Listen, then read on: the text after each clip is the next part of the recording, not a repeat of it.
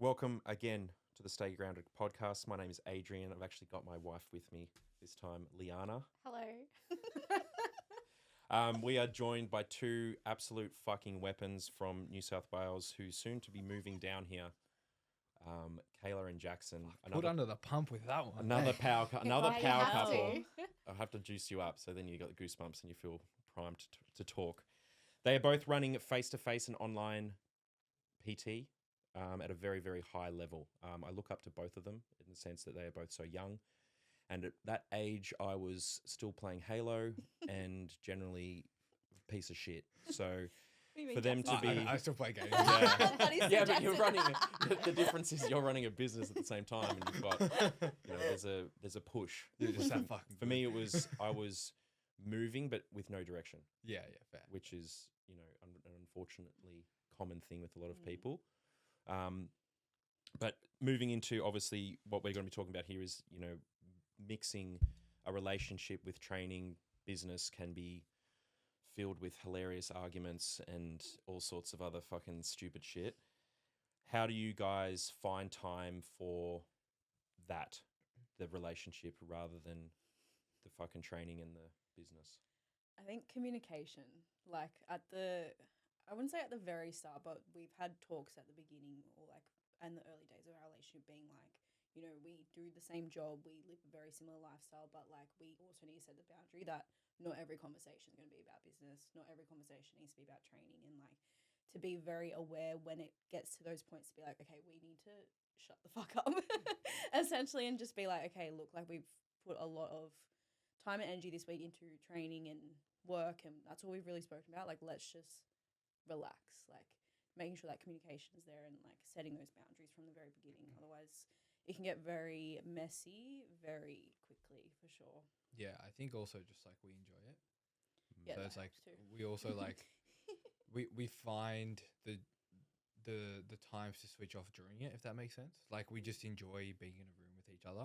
Yeah. So it's even if we're both working, I will look across the room and be like, oh, this is nice, or we'll be training and we'll finish a set and just have a little moment where we make a joke or whatever. And it's just this is the part of the relationship that no one sees, that we're literally growing together and we're doing something that no one else is doing, and at the same time nurturing the relationship. And it's that is where no one, I think, will ever understand.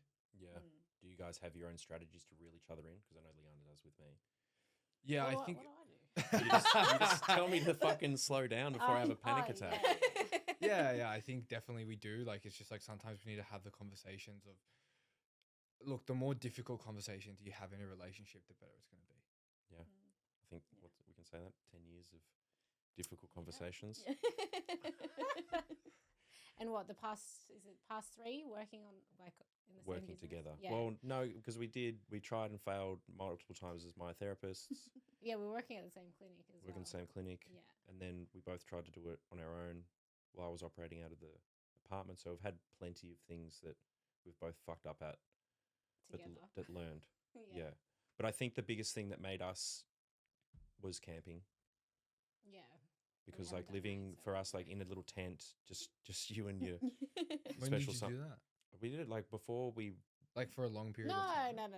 No, Not for we a just long do time. heaps of road trips and lots of Yeah. backcountry hiking and all that sort of stuff. So we were very used to us in a very small environment with Yeah. we stink and all these sort of other sort of shit.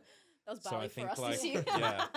So I think that made it very, very easy, easier for now opening and 3 years I think we've been running the business. Yeah.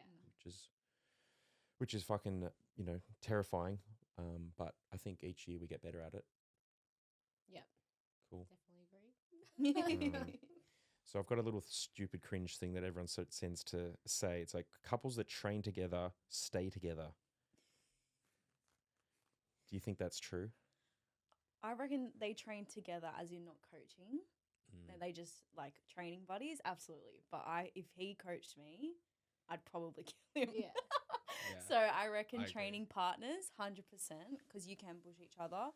But I think it's the same thing, that communication from the start. What do you guys want from each other? What are you expecting out of me if I'm pushing you in the gym? Are you here? Am I just going to tell you off if you've done something wrong? Or are you actually looking to be pushed? Yeah, I think there's no ego with us as well. Yeah. Like, no one's better than one another with us. So it's like when we do train together, it's like keeps me honest. Like, you could have done another one, or she's like, that was a good set. And it's like I look to her for validation in that sense of like, have I given my best effort? Whereas I find with most couples, and I'm not trying to sit here and say we're just so better than But we really are. but like, look, man, like we've done a lot of groundwork in the relationship already. Like we're a year and a half in, but we've had a lot of difficult conversations that I think put us years ahead. And it's just like, yeah, when we train together, there's what do we want out of this? Like Kayla said. And yeah, there's no ego with it. It's just like we're here to push each other, and are we going to keep each other honest? Because I would want her to tell me that I'm not doing my best. And vice versa. Like if I have another one in me, like he will tell me, and it's like, okay, this is for a reason, so I'm going to go do it. It's not. I'm not going to now get the shits at him. Like, oh my god, he's told me to do another one. He doesn't think I'm good enough. Whatever. It's like, no, he knows I've got more in me, so I'm going to listen and take that on board. Leiana just laughs at me. No, I've gotten better with that now. She has. Like when I used to like try to push her because I get excited. And I'm like, yeah, let's fucking go. And then she's like, and just fucking breaks And down. then and then I can't complete the set. And then she cracks the shit out. What are you doing? Yeah. She's like, don't say anything. Like every set, like she used to go, don't say anything. Don't look at me. Don't do fucking anything. Just stand there. So I just like unrack the bar. I'm like, okay, that's fine. But I think especially I think as Leiana started pushing me more with training, she's seen the benefit from it, and I can actually say things now, which is pretty cool. Yeah. We've leveled up. Permission to speak. In front of God, I have permission to speak. No, but I watch you guys training. Like you guys push each other pretty hard. Yeah. Like, whether you're doing legs or you're doing legs or rows or whatever, it's like you guys do definitely have a level of chemistry when you train. Yeah. No, it's definitely improved for sure. Yeah, I think like us training together. Yeah, I think it improved a lot from me coaching you. Because I think in powerlifting, like after, I used to get so pissed off. Yeah, at you. used to get super pissed off. Used to get super pissed off at me, but after like we learnt the boundary of it, I think it made it a lot better. Yeah. But I think that was, that was fun because it was like essentially, but I think that built its own sort of problems of like not having any break from home. Yeah. Coaching. Would I do it again? Absolutely. I think it was a lot of fun and I got a lot out of it. And seeing, the caliber of what Leiana can do is amazing. Just from a coaching perspective, like remove my relationship from it. Just from a coaching perspective, it's phenomenal. But then I also had like a lot of input. Like I was like, I want this for my program, this, and then now Jason experiences that. Yeah. Collaborative coaching. Leiana just writes programs for her coaches. He asked to coach me. So that's what they get. Yeah. But yeah, I agree with the I don't think, I could be wrong, but I don't think couples can do the same program together. They can't like train together. No. I've definitely tried that in the past with exes, and it's just like it was a fucking disaster. But I think you both have to be training, but then the separation is the goals and the outcomes of what you want to get. The thing that it gets dicey is you're going to go into prep while you're finishing. Yeah, I'll be done. Like she'll be next year. Yeah. So I won't compete next year. I'll spend a whole year trying to get juicy. Yeah, because you've got 2 shows, right? 3. Yeah, and then that's it until like she's just doing a photo shoot. So it won't be as full on. Yeah. But like when I had discussed the idea of competing, I was like, I'd rather it be next year where we aren't going for the same thing at the same time. Yeah. Because like I know there's going to come a point where the support needs to be responsibility wise, she's going to take up a lot of it, and I know that I would need to do that for her when her time comes, and it would be selfish on both of our sides to be doing it together. I'm sure we eventually could.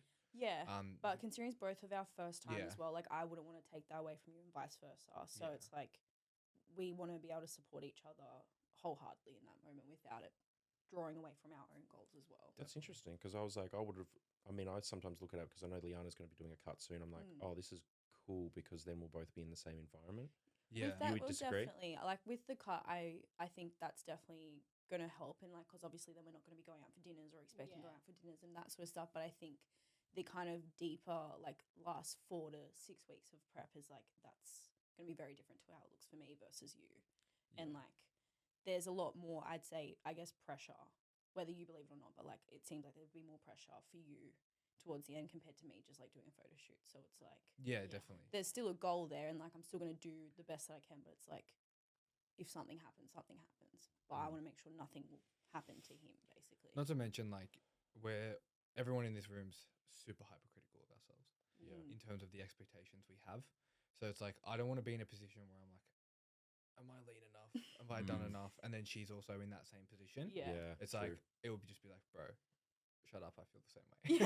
You know, like, it's just like, especially as Kayla said, first time, right? So why would we want to put such a burden on both of us straight away? And I think experiencing how both of us react in a prep will also determine how future things can like go if we That's were to fair. prep together. So it's like, if we've seen like how each other reacts and how we are, it's like we know what to expect when the time comes, where if we were to do it at the same time, we already know what's kind of required of each other to make sure we can get through it in a positive light and it doesn't put a burden on the relationship as well. Because I hadn't really thought about it in that sense. It was like, I thought about it more in the sense of, oh yeah, you can, you're not going to eat out and all that sort of stuff. But then obviously having someone who's eating normal is a much more cognitive level to understand what's actually going on, rather than like you're both just fucked from no calories. And the arguments would be hilarious though. But it's like we both have no sex drive. This is great. You're just standing in a room, just like doing nothing all day. Both naked, just like, this is nothing. I feel nothing. How have you guys been? Like Leiana, like, sorry to take over and ask a question. I'm just curious. What, in terms of his prep? Yeah, like, have you guys had conversations and communications around just like when things do get difficult and problems that might arise? I think he's like, originally he already said like, you're going to be there prepping my food and stuff like that. And I'm like, yeah, sure, but he hasn't asked me to do it yet. No, I think initial expectations that this prep was going to be a lot harder than what I expected. But then, like we were talking about just before in the other podcast, people behind the camera aren't going to understand what the fuck that means. But was that, the environment is already been set, the lifestyle's already been done. It's now just, I'm just hungry. Like, there's not just like this magical thing that just happens and all of a sudden, like, everything comes crashing down and I need Leiana to prep food for me. It's like, okay, no, it's the same thing. Yeah. So it was it was just, again, like, it's been 10 years since my last one. And I was going from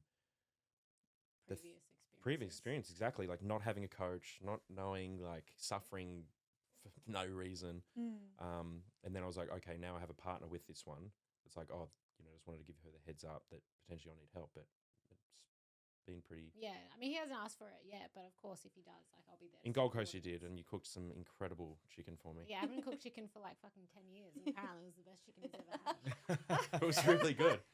I was like, is it even cooked? Or like, Yeah, I went for a walk because I needed steps, and I came back, and I was in my head, like, the whole walk, I'm like, fuck, this could go either way. Sat down, I was like... He's like, who cooked it? Because it was like, Nat was there too, and I was like, fuck, something's wrong. It's raw. And then he was like, no, it's actually really good. I'm surprised. Jackson has a very big opinion on girls not being able to cook chicken I properly. I have a theory that women don't know how to cook chicken. No, my other theory is like girls don't eat cream of rice. But then I've met two girls. Yeah. Because do you like it? I go phases. I had a pretty big stint on it. Yeah. Nah, I think it's disgusting. Just gotta cook it right. That's what made me stop having it, because I was like, fuck, I fucked it up one day, and I was just like, yep, you've turned me off it now. Back to my eggs on toast. But yeah, because what was it? It was like the consistency and the smell for you, wasn't it? Yeah, I don't even think I actually tasted it. No. It was the smell that put me off. And I was like, yeah, nah, I'm not even tasting that. It's funny. It's an interesting texture. Yeah, well, I think it's because I don't like oats as well, like in a bowl. Yeah.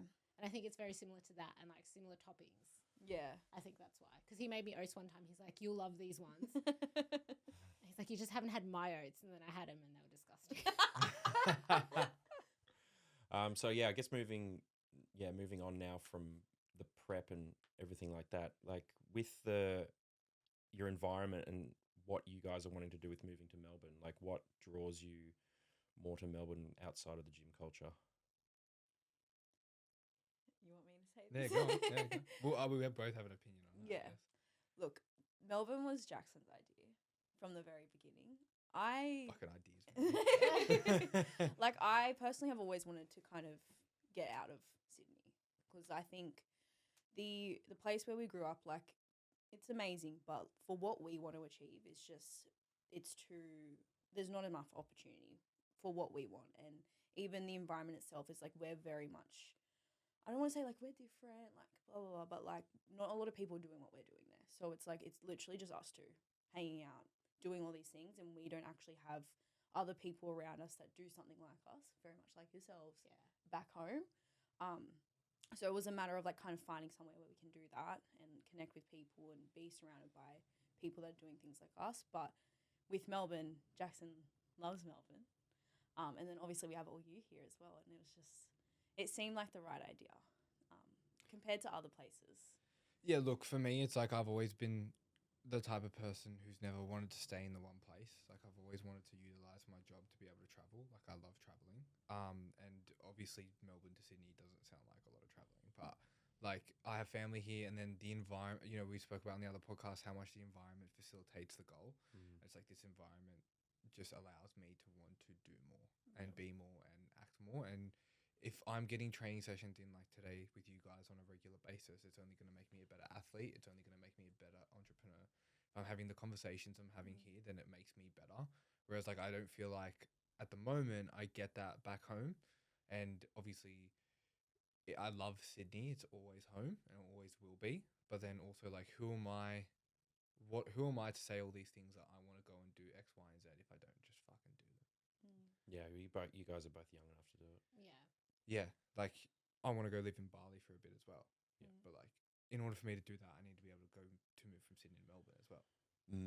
Yeah, I guess you know the best thing about it is that you fucking know people here as well. 100%. So it's like the send isn't that bad. Like you know that you Jason, us as well to lean on if things are, and obviously family as well down here. But I think when you just initially rip that band-aid off, you're like, oh fuck it, I'm just gonna live anywhere. It's like, you know, that could go either way. The same way I don't want to be bound by the four walls of a gym. I don't want to be bound by the walls of a location. Like I want my circle I want to meet people. Like I love creating connections, and it's like, how do I meet more people? I go to more places. I create more impact. I reach more people, you know? Because like you just never know who the fuck you're going to meet, man. Yeah. No, that's really true. Especially like gym like Energy. Fuck man, there's some pretty high level business people that roll through there, and say high rollers. some pretty fucking incredible vehicles parked out the front, and they're all very nice to communicate to. So it's just like, you know, putting yourself in that environment is super important. If, you know, obviously Sydney isn't offering that, then yeah, it's not so much that it's offering it. I guess just the values don't align there sometimes. You know, it's just like, you know, don't want Sydney people to come after me, but like, you know, the culture there, I feel like is a little bit different, compared to here, and I feel like I have a circle here that will allow me or us to move forward. No beach though.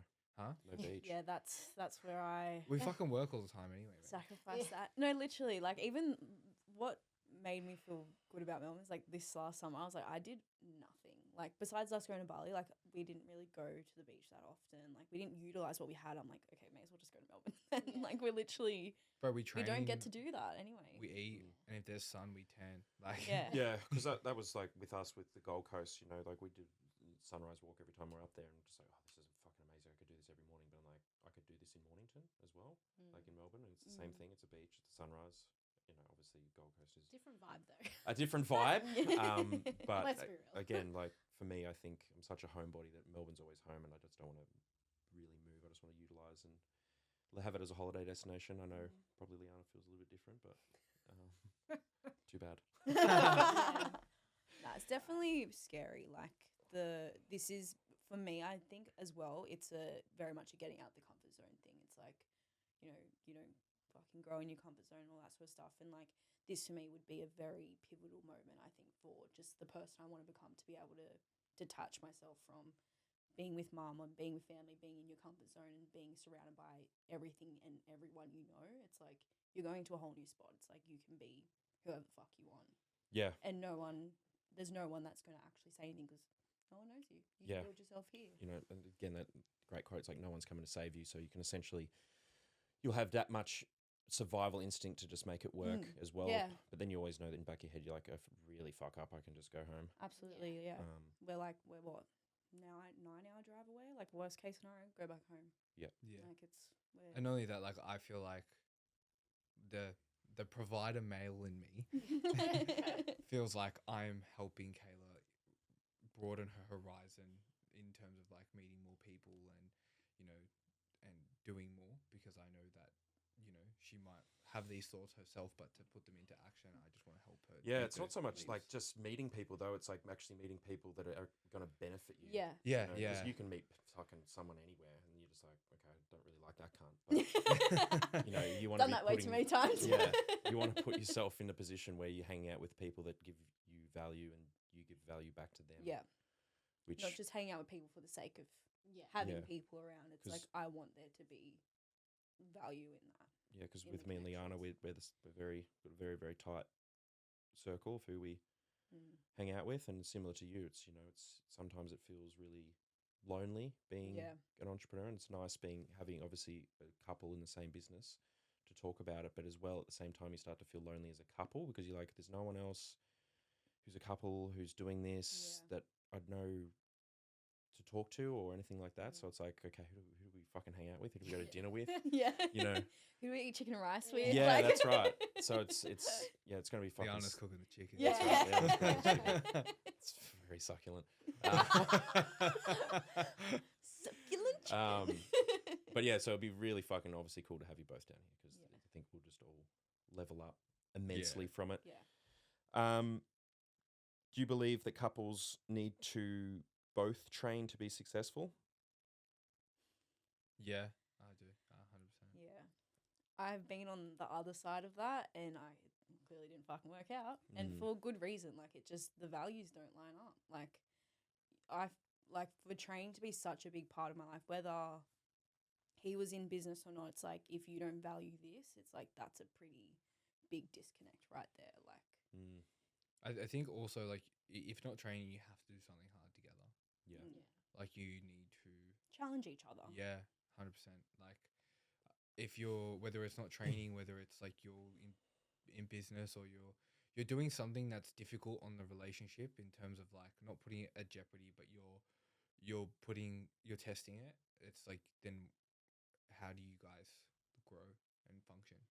Yeah, I think that's where we really started to grow a lot, is the pressure of the business and making it grow as well. Yeah. Like, I think that, like, obviously a shared vision, but then the hard part is realizing that as individuals, you're both changing as well. And then, like Kayla said, that communicating that, it becomes like so difficult, because you can be a different person like overnight, have a different thought, a different value. And, you know, if you don't say anything, that's where like the contention and stuff can start to happen for sure. But I think, you know, training for everyone is super important, you know, obviously from a health perspective. Definitely. Like, I don't think I could trust someone who's not pushing themselves in the gym, at least in something, you know, fucking can be jiu-jitsu, I don't give a fuck, but like something that they're challenged in, like you said, Jackson. Yeah, I think we're just attracted to people who have that mindset as well. Yeah. Like, just the conversations I have with clients who are either successful in business and still show up in the gym, like, I definitely align with those people a lot more. It's just we want to be better people in all aspects of life. And if you're not that person, then it's just going to find it really hard to hang out with you, because the conversation, you don't bring a lot other than you exist. Like, you know, like, it's You're like a person. Yeah, Yeah. like, you know, It's like NPC. like, I think some people have aspirations to go and just like, you know, get a job and buy a house and have kids. And I think if that's what you want, then awesome. But it's just probably not the person that I'm going to get along with. Yeah. Because I want someone who just wants more from life. Do you think, like, when you guys got together, was it more difficult because obviously you're both high level, set a high standard for yourself? Like, how difficult is that? Like, you obviously, you know, if a guy comes up to you in a gym, you're like, okay, well, how are you reading that guy to make sure that, you know, he's probably ticking all those boxes other than just like training at a gym? Look, we spoke a lot on our first date about a lot of this stuff, and I think that's like the actual conversation we had. I was like, oh my god, this guy's like switched on. like Jackson's actually switched on. Hey. And I was like, he's the same age as me, and he's actually like mature, and like we didn't just talk about like, oh, like I go to the pub on the weekend, It's like he was talking about business, and I started talking about my business. I was like, oh wow, like you're smart and you have ambition and you actually like want something for life. You don't just live for the fact that it's a Friday afternoon and you can go down to the pub. It's like you've actually thought about your future. Yeah. Do you think you can have it both ways in the gym where you're using it potentially, to find a partner maybe, or do you try and keep it purely as an escape? I think it depends on what you want. Like I didn't like when we got together, I wasn't looking for a partner. I wasn't either, but I always knew that my partner would come from the gym. Yeah. Fair. Like I never even thought of that, to be honest. I just was like, I'm not settling for anything less than that because I'd had it otherwise. Yeah.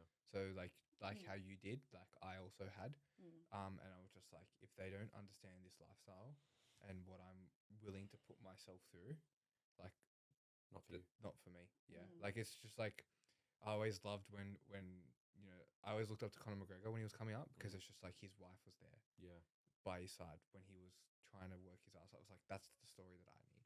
Yeah, and it's like she can do it with me, or she can't, but she's got to be willing to come for the ride. And that's not being arrogant. That's me just setting that standard for myself, and that's just what I wanted, and I got it. Yeah, well, I think it's a good standard to have, and you just obviously have to know in your head that it's probably going to take a little bit longer, and you're going to have some conversations with people that potentially just go nowhere. Yeah, I have conversations with some clients. Sometimes they tell me about their relationships. I'm like, just tell them what you want. Like we did on our first date. I was like, this is what I want, and she was cool with it, and she told me the same thing, and I was like, cool, we can dance. Like I wish I had the maturity to talk to Leiana. I remember our first date was fucking atrocious. Fuck. Do you remember it? No. He's trying to block it out. Of course I can. I've tried years to forget it. I won't bring it up. No, I was a very fucking awkward person.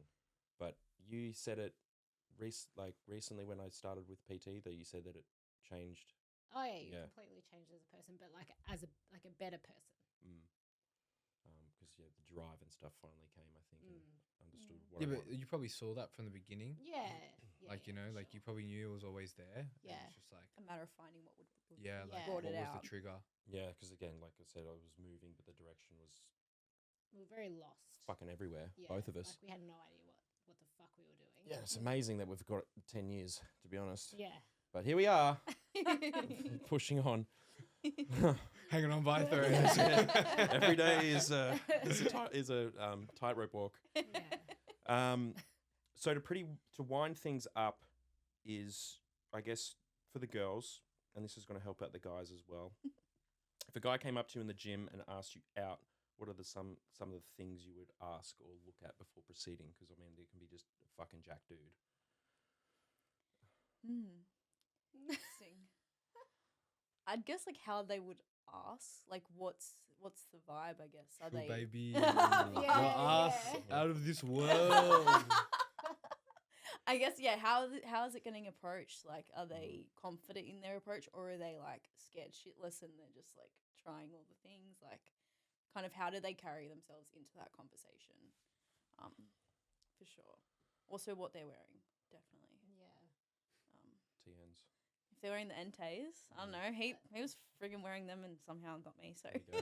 Oh mate, I was pure fuckboy. Instill confidence. Oh mate, I was another level. The mullet, just the finished shreds. a photo shoot. Yeah. Like You're ready. All the stops were out. Yeah. Hey, well, same. I was just flinging my dick everywhere. You fucking wish. Yeah, because I feel like, there's a lot of guys out there that want to obviously pick up their little muscle mummy and things like that. So it's always, I think, a hard, to just raw dog go up there and say hello. Is going to be. Definitely don't do it mid-set. That's for sure. Yeah. Like, don't do it when they're actually training on, because if you want a muscle mummy, they will not appreciate you talking to them Nice. mid-set. Or like when they're resting. Maybe like if they're leaving the gym, maybe when they're getting a water. Yeah. Like when they're chill. Or even like asking them for a spot. Yeah. Like, Yeah. That's if a good they one. if they train hard, like They they'd should know probably how to spot. appreciate that, Like, Yeah. yeah. Yeah, definitely. Unless Leiana and everyone's fucking scared of you. Or the shit. Or they laugh at you. Yeah. I get laughed at. Like, so you can spot me, but just don't say anything. Just don't say anything. Don't look at me. Don't do anything. Yeah. Just be Just there. Just be. Be there, but don't be there. Yeah. So the final fun question that I ask a lot of couples: have you farted in front of each other? The whole bloody nines in front of each other. Our Bali trip this year really brought the relationship together. If we got through that Bali trip together, like we're good. We're Didn't you getting both